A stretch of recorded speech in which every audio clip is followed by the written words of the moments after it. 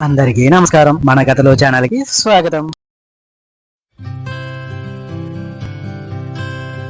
అందరికీ నమస్కారం. Welcome to మన కథలు ఛానల్.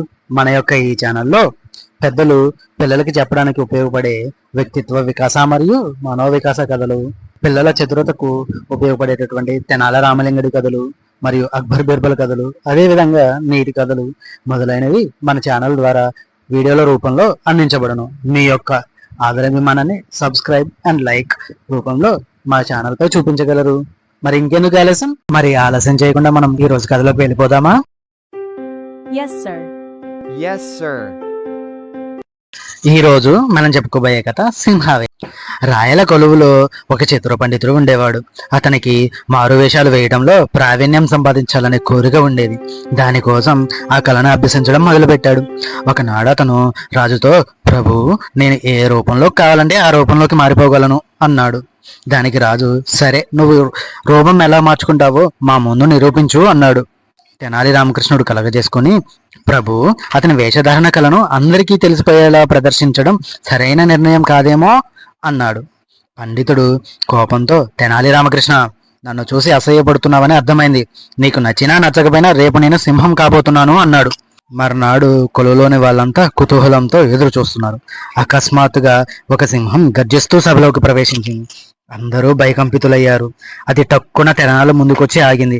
నోరు తెరిచి పంజా విప్పి అతనిపై దాడి చేసి తెనాలి చటుక్కున తప్పించుకున్నాడు. కానీ అది అతని భుజంపై గాయం చేసి పారిపోయింది. తెనాలికి ప్రథమ చికిత్స చేయించారు. పండితుడు వచ్చి, ప్రభు, నా వేషం ఎలా ఉంది, మీకు నచ్చిందా అని రాజుని అడిగాడు. బాగా బాగా చేసావన్నాడు రాజు. నాకు అదే మహదానందం అని పండితుడు కపటంగా నవ్వి, కానీ నేను రామకృష్ణుని గాయపరిచినందుకు విచారిస్తున్నాను.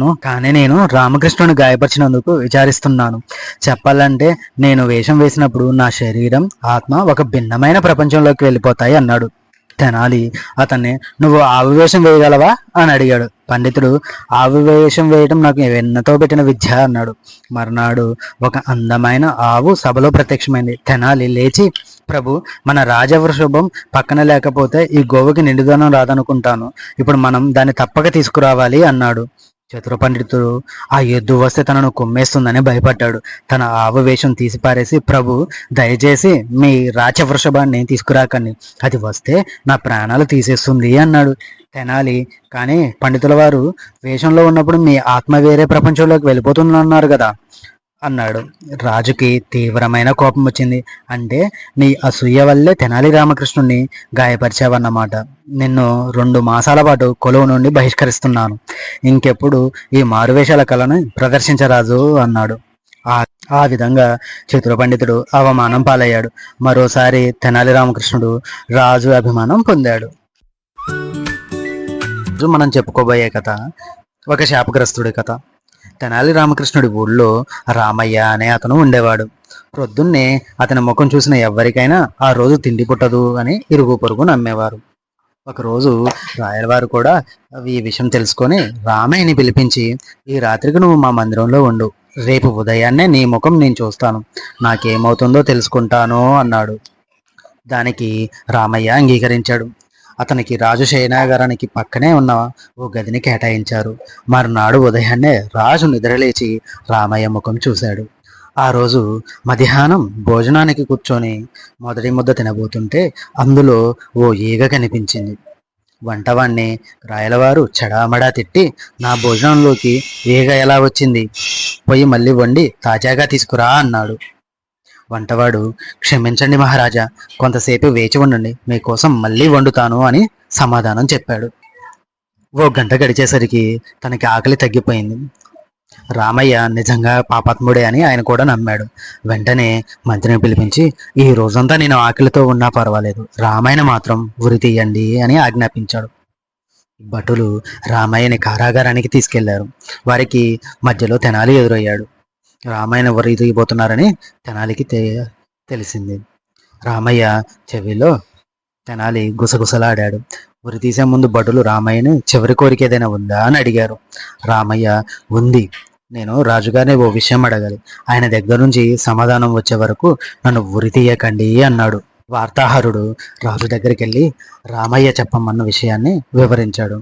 ప్రభు, రామయ్య ఏం చెప్పాడంటే ఉదయాన్నే తన ముఖం చూసిన రాజుకి ఆకలి లేకుండా పోవటం వల్ల తన శాపగ్రస్తుడైతే, మరి రాజు ముఖం చూడడం వల్ల తన లాంటి వాడికి ప్రాణాలే పోతున్నాయి. కాబట్టి రాజు తనకంటే ఘోరమైన శాపగ్రస్తుడు అని చెప్పాడు. రాజు అది విని నిర్ఘాంతపోయాడు.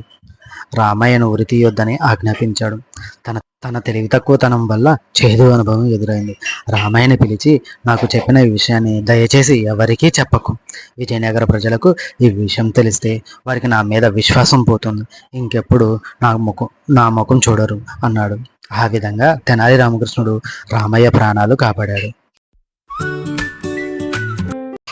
ఈరోజు మనం చెప్పుకోబోయే కథ తెనాలి రామకృష్ణుడి యొక్క వంకాయల దొంగతనం.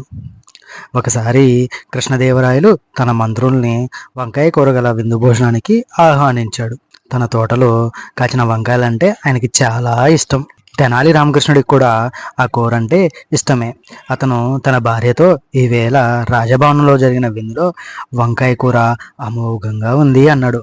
ఆమె దాని రుచి చూడాలని ఉందని చెప్పింది. తెనాలి, ప్రియ, రాజుగారి తోటల నుంచి వంకాయలని దొంగిలించడం మాటలు కాదు అన్నాడు. కానీ ఆమె పట్టు వీడలేదు. తప్పకుండా వంకాయలు తీసుకురమ్మని ప్రాధేయపడింది. తెనాలి మూడో కంటికి తెలియకుండా రాజుగారి తోటలో నుంచి 4 వంకాయలు దొంగలించి తెచ్చాడు. స్వామి, దీన్ని మన చిరంజీవి భరతుడికి కూడా రుచి చూపించాలనుకుంటున్నాను అంది.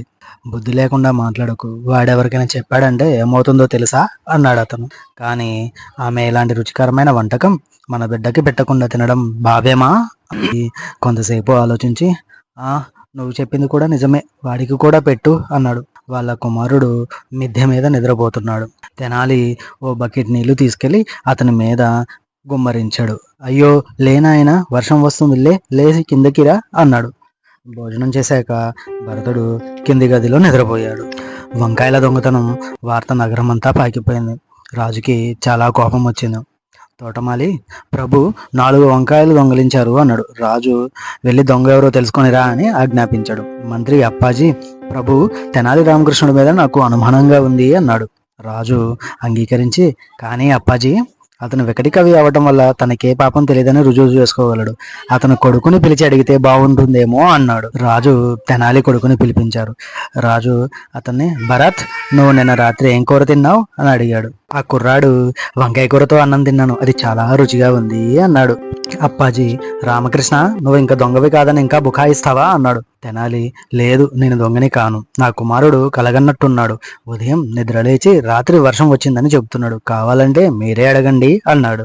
రాజు ఆ కుర్రాడితో, నిన్న రాత్రి వాతావరణం ఎలా ఉంది అన్నాడు. అప్పుడు వర్షం వచ్చింది, నేను తడిచిపోయాను కూడా అన్నాడు కుర్రాడు. దానితో తెనాలి రామకృష్ణుడు ఏ నేరం చేయలేదని రుజువైపోయింది. అప్పాజీ రాజుతో, ప్రభు, తెనాలిని అనుమానించినందుకు నన్ను క్షమించండి అని వేడుకున్నాడు. ఆ విధంగా సమయస్ఫూర్తిని ఉపయోగించి తెనాలి రామకృష్ణుడు శిక్ష నుంచి తప్పించుకున్నాడు. కథ తెనాలి ఇంట దొంగతనం.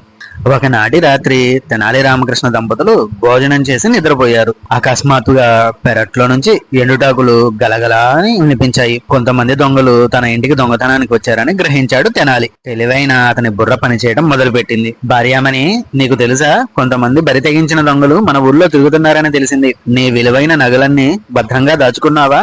బహుశా మనం వాటిని పెరటి బావిలో దాచిపెట్టామనుకుంటాను అన్నాడు బిగ్గరగా.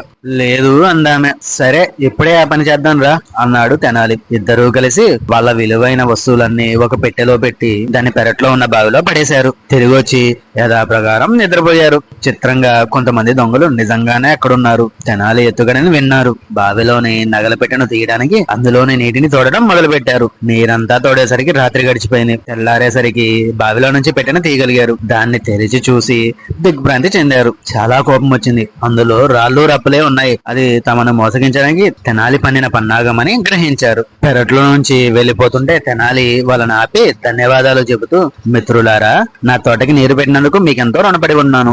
మీ శ్రమకు తగ్గ బహుమానం ఇవ్వాలనుకుంటున్నాను అన్నాడు. దొంగలు భయకంపితులయ్యారు. మన్నించండి తెనాలి రామకృష్ణ, మా గురించి మహారాజు వారికి చెప్పకండి, చెబితే ఆయన మమ్మల్ని కారాగారానికి పంపిస్తారు అని బ్రతిమాలారు. తెనాలి, సరే, మిమ్మల్ని వదిలిపెడతాను, కానీ ఒక షరతు, ఇంకెప్పుడు మీరు దొంగతనం చేయకూడదు అన్నాడు. సరే అని వాళ్ళు అక్కడి నుండి మాయమైపోయారు. ఆ విధంగా తెనాలి రామకృష్ణుడు తన తెలివితేటలను ఉపయోగించి ఇంట్లో నుంచి ఒక పూచిక పుల్ల పోకుండా దొంగల బారి నుంచి కాపాడుకున్నాడు. ఇది ఈ రోజు కథ. ఇలాంటి మరిన్ని కథలతో మళ్ళీ మేము ముందుకు వస్తాను. మా యొక్క ఈ కథల ఛానల్ మీకు నచ్చినట్లయితే లైక్ చేయండి, షేర్ చేయండి, సబ్స్క్రైబ్ చేయండి. అదేవిధంగా మీలా మరో నలుగురితో మన ఛానల్ని సబ్స్క్రైబ్ చేయించండి. ధన్యవాదాలు. ఉంటాను మరి.